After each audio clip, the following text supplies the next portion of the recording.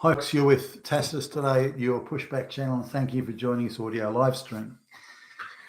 In this essay, I'd like to talk about the apparatus and the infrastructure that is or has been set up and been inserted into what's become known as the misinformation or disinformation space on social media. Now, the only area of media that the globalists do not control is the social parts of the social media landscape. So really, this misinformation, disinformation is to try and bring that under control or to limit the damage to the globalist narrative that the social media space does. Remember, the globalists control all the mainstream media, so disinformation or combating it is really code speak for suppressing information that is in any way in conflict with or questions the globalist narrative that the mainstream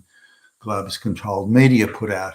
Now, have a look at the thumbnail and the person in the thumbnail. That's one of the heavy hitters in controlling. Firstly, defining what is misinformation, what is disinformation, and controlling it, limiting it, suppressing it, censoring it, call what you like.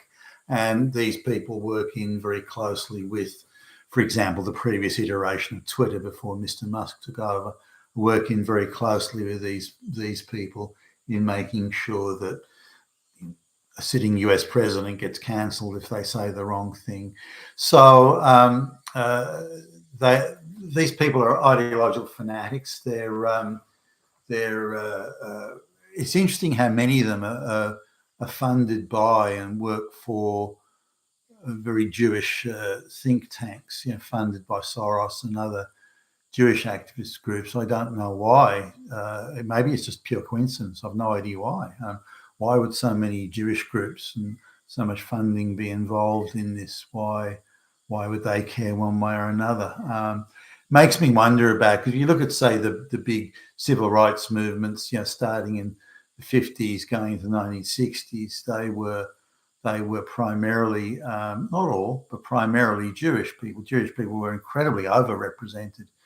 Out of 11 lawyers that are pro bono lawyers, so someone's paying them, they're traveling around doing legal cases for these pro bono lawyers for civil rights. 11 of them, eight were Jewish.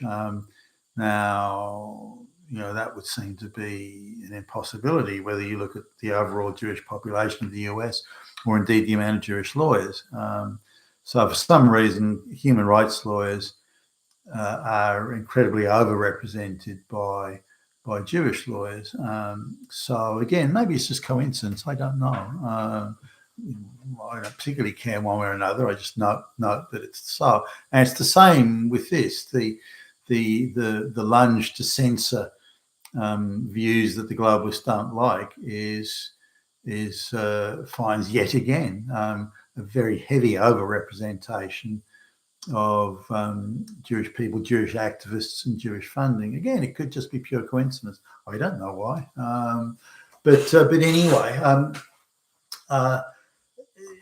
Again, look at the thumbnail of that lady, and you can see that's the same sort of person who's going to be a fact checker in social media.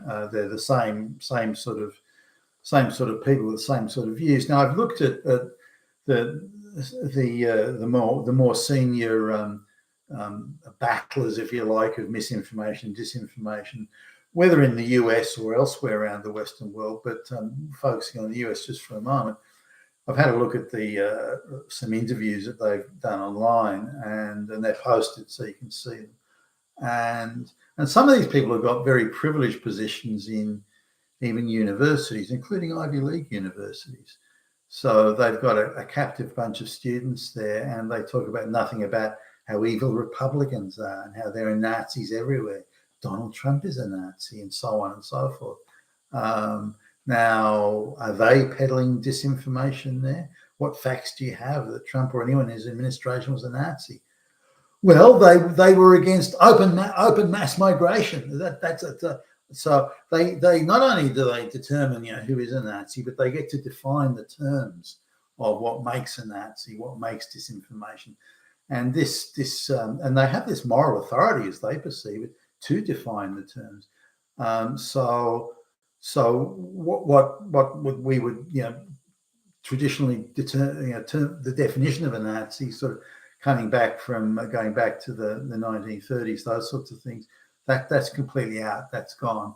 The definition of a Nazi now is whatever we say it is. If you disagree with any of the globalist, the central tenets of the globalist project, if you disagree with any, you are a Nazi. That's it. You are Hitler, and we can call you that.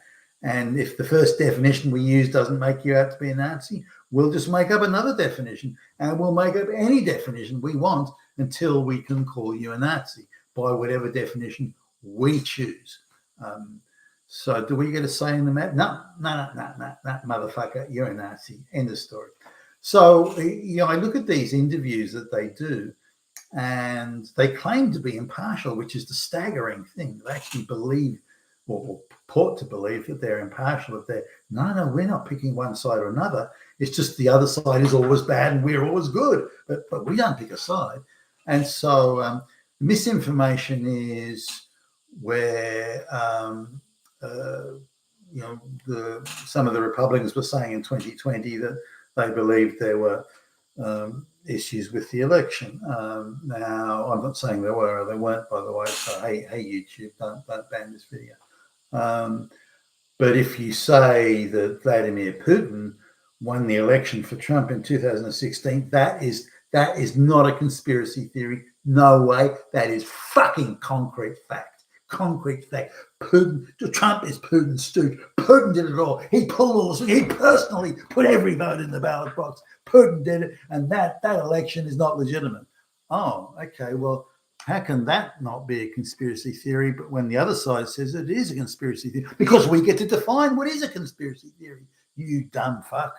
And it's ridiculous to listen to these interviews that are conducted by interviewers that are a bait.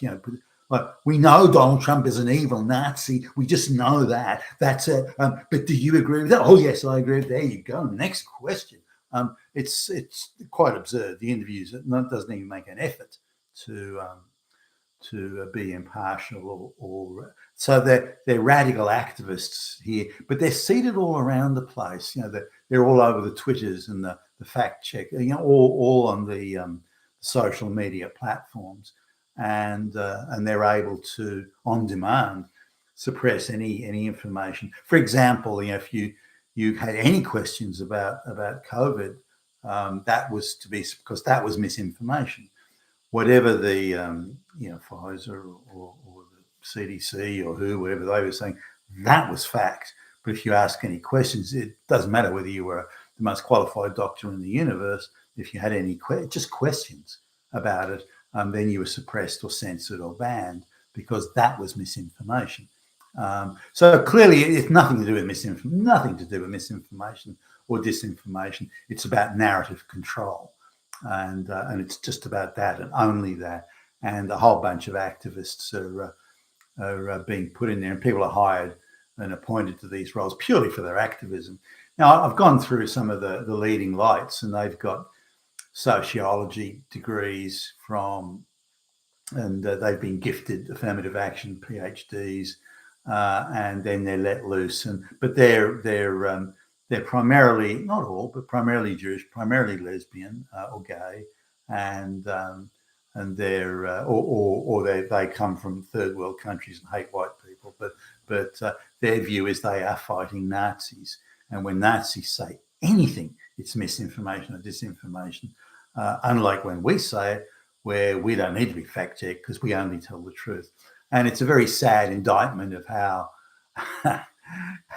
insane things have become and the level of fantasy that these people exist in. You've been with Tacitus today at your Pushback channel. Thank you for listening.